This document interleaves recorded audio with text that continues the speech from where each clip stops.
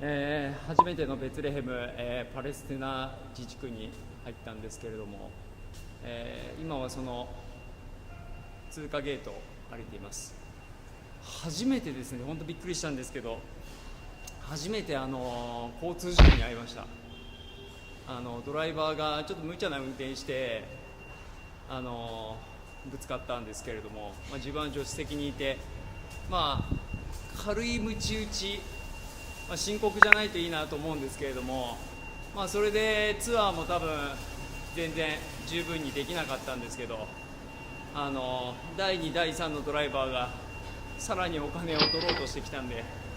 もうここでいいかなということで、エルサレム、イスラエル側に帰りたいと思います。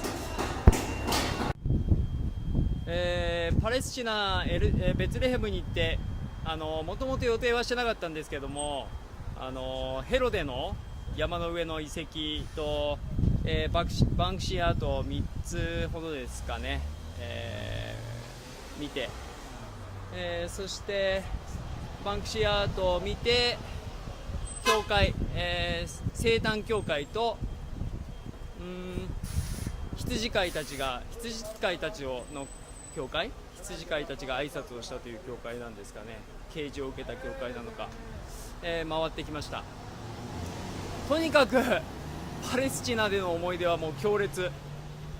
交通事故に遭ったということですね。向こう側のゲートで、撮影を最後にちょっとコメント残そうとしてたら、タクシードライバーの仲間たちがみんな集まってきて、お前事故に遭ったろみたいな。もうドライバーたちはやっぱみんな友達で、状況とか分かってたみたいで、みんなに囲まれたんでツアー続行するかみたいな感じで言われたんですけど、もういいかなということで、帰ってきました。強烈なパレスチナでの思い出です。